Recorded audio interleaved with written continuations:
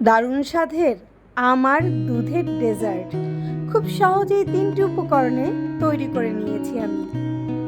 তার রেসিপি নিয়ে এসেছি আপনাদের জন্য। আসসালামু আলাইকুম, কেমন আছেন সবাই? আমি এশা, ওয়েলকাম টু স্টোরি অফ এশা। এখানে আমি 3টি আমকে সুন্দর করে ধুয়ে ছিলে কিউব করে কেটে নিয়েছি। আমার বাসার সবাই যেহেতু এটা পছন্দ করে তাই 3টা আম দিয়ে করছি। আপনি চাইলে 2টো আম নিয়ে ছোট করেও বানাতে পারেন। এখানে আমি সবগুলো আমের কিউবকে একটা ব্লেন্ডার জারে নিয়ে নেব। ছোট করে কিউব করে কাটলে আমগুলো যখন ব্লেন্ড করবেন তখন আঁশ থাকার সম্ভাবনা অনেকাংশেই কমে যায়। এবার আমি এটাকে ব্লেন্ড করে নেব।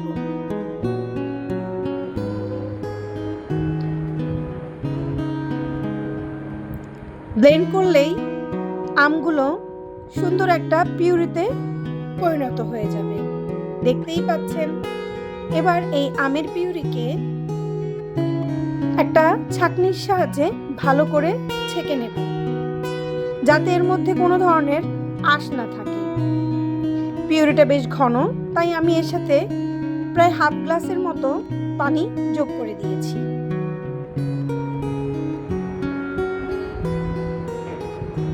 এবার এই পিউরির মধ্যে আমি 1/3 কাপ চিনি দিয়ে দেব। আমার যেহেতু একটু মিষ্টি পছন্দ, আপনার যদি মিষ্টি কম পছন্দ হয় আপনি এখানে আপনার স্বাদ মতো চিনি দিতে পারেন। এবার আমি এর মধ্যে দিয়ে দেব আগার আগার পাউডার 1 চা চামচ। অবশ্যই আগার আগার পাউডার ঠান্ডা অবস্থায় পিউরির মধ্যে অ্যাড করবেন। এবার এই মিশ্রণটিকে আমি চুলায় মিডিয়াম আঁচে বলক আসা পর্যন্ত ফুটিয়ে নেব।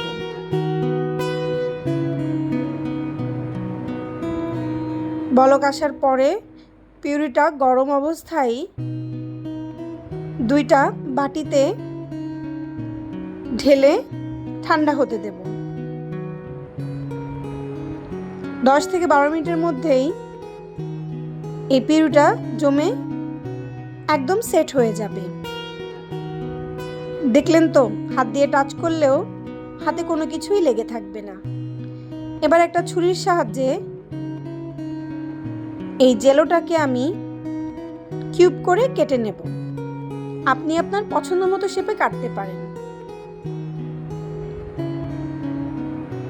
এবার একটা স্প্যাচুলা দিয়ে নাড়া দিলেই দেখবেন খুব সুন্দর আমের কিউব জেলো তৈরি হয়ে গেছে। এই দেখুন, আমি এক একটা কিউব এতটুকু ছোট করে কেটে নিয়েছি। এবার আমি যেহেতু এই মোল্ডে ডেজার্টটা বসাবো, তাই এই মোল্ডের মধ্যেই আমি এই আমের জেলো কিউবগুলো দিয়ে নিচ্ছি। দেখতে কি সুন্দর হয়েছে, কালারটাও এসেছে দুর্দান্ত। বাসায় একবার বানাবেন, দেখবেন সবাই আপনার প্রশংসায় পঞ্চমুখ হয়ে যাবে। আমি সবগুলো জেলোই এর মধ্যে দিয়ে দিচ্ছি। এবার পরের ধাপে আমি কড়াইতে প্রায় 1 লিটার দুধ নিয়ে নিয়েছি। এর মধ্যে আমি 1/3 কাপ চিনি আর 1 চা চামচ আগার আগার পাউডার নিয়ে নিলাম। এবার এই দুধটাকে ভালোভাবে নেড়ে উতলে ওঠা পর্যন্ত জাল করে নেব।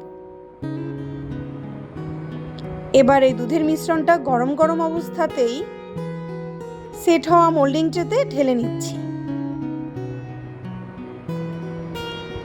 আমের টুকরোগুলো যেন সব দিকেই সমানভাবে যায়, এর জন্য একটা স্প্যাচুলা দিয়ে নাড়িয়ে দিচ্ছি। উপর থেকে যেন ডেজার্টটা আরো দেখতে সুন্দর লাগে, তাই আরো কিছু কিউব অ্যাড করে দিচ্ছি। এই যে দেখুন, ফ্রিজে আধা ঘন্টা রাখার পরই আমার জেলো পুডিং একদম রেডি। আম দুধের চমৎকার ডেজার্ট, মুখে দিলেই মিলিয়ে যাবে। দেখতে যেমন সুন্দর, খেতে তার থেকেও অনেক বেশি মজা।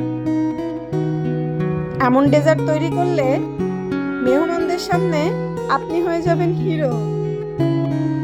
দেখুন দেখতে কি সুন্দর হয়েছে।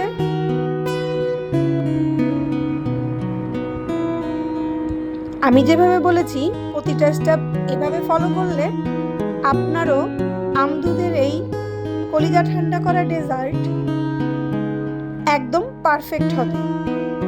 বাসায় অবশ্যই ট্রাই করবেন। আর আমার রেসিপি ভালো লাগলে অবশ্যই একটা লাইক, কমেন্ট এবং শেয়ার করতে ভুলবেন না। ভালো থাকবেন। Thanks for watching.